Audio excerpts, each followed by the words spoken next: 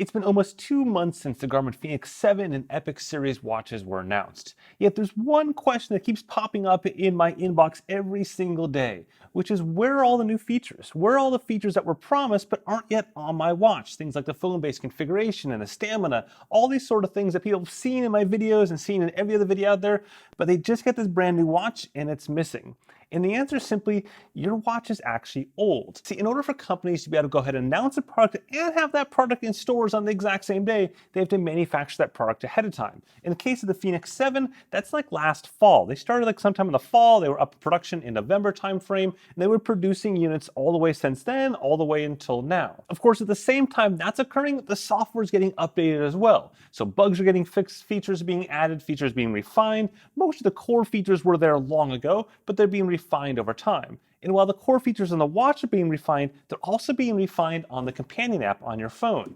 And then these two things have to kind of be in sync or they don't work together. And what that means is that by the time your watch gets to you, it may be many months old. In fact, this watch I just bought last week in the store has firmware version 6.55. Now, of course, that means probably nothing to you at this moment, other than to know that firmware is from November. The most current firmware as of this video is 7.240. In the case of when this product was announced, it's 7.20. So that means if you try to use this watch right now, a lot of the core features aren't there, don't appear to be there anyways. For example, the phone-based configuration where you can use your phone to set up data fields and stuff like that, that doesn't work at all. Neither does the stamina features and a bunch of other little things that you run into. But of course, you probably don't realize that your firmware is out of date or even the implications of that. When you set up your watch with your phone for the first time, it runs that through, syncs up your account, all the goodness.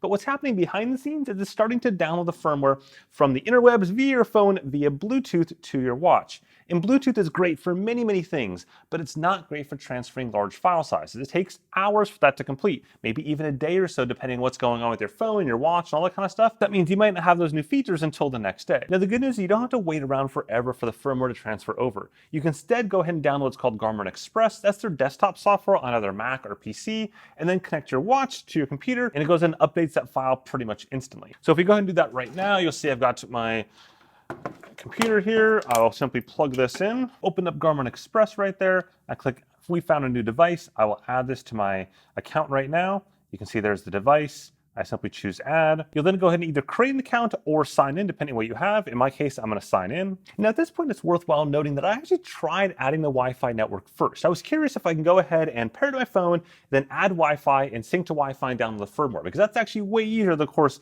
downloading Garmin's desktop software and doing all that mess. And the answer is no.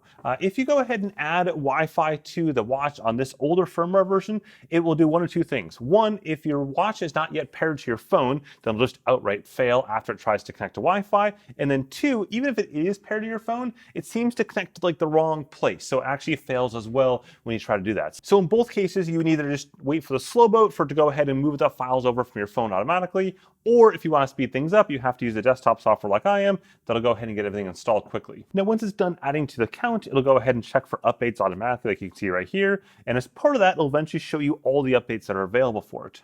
Now you can see right here, these are all map updates primarily it's showing. So there's Europe and Middle East, so EMEA, North and South America, Pacific, ski map, and other items. But what will happen though, once I disconnect my watch, if I just do this right here, you'll see it, is it'll probably actually have already put the update file on it. And you can see right there, it instantly shows me the update is available, install now, 5 minutes for update 7.24. Now, if we just simply click on the install now, this gets it installed. It takes about 5 minutes or so, and it's as easy as that. You can choose the update later tonight option, but honestly, if you watch this video, you don't want to do that because you just want this thing done and dealt with. Now, it's worthwhile pointing out though, that on the Fenix 7 Epix and Instinct series, they actually do something different. They don't do nightly updates anymore. So they don't update in the middle of the morning, middle of the night at 2 a.m. or whatever. Instead, what happens is they'll update at some other random time of the day when you're just chilling, doing nothing. And for me, that's mostly been between like 10, 11 a.m. when I'm at my desk and just like really still, they'll pop up and say, hey, we got an update to install. Do you want to install it now?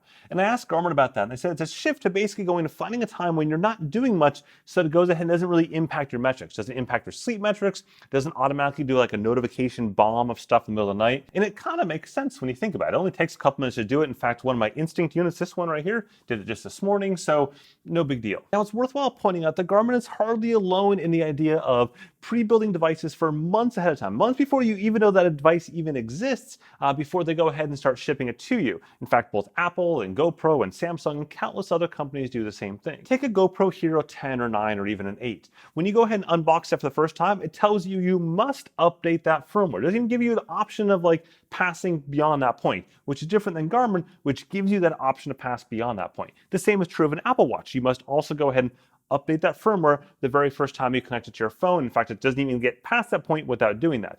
The main difference though between those and Garmin is that Garmin not only lets you get past that point without updating it, doesn't even tell you that you have an update to do, which is probably part of the bigger issue. I wish Garmin would just do a better job of saying, hey, you got an update, do you want to connect to Wi-Fi to download that really quick, or do you want to deal with it later on? And that's ultimately where people are getting really confused because they don't realize they're missing out on all these features. Anyways, if you've got a new watch coming, just definitely update it like the moment you get it, because otherwise it's going to be old and stinky and nobody really wants an old and stinky watch. But what you do want though is more sports technology goodness. Oh, actually, check that out. Software update is 7.2.4. We're done. Actually, now that that's updated, a really good thing to do is to watch my complete tutorial beginner guide for Fenix 7 right there and Epix right there. Check that magic out. With that, have a good one.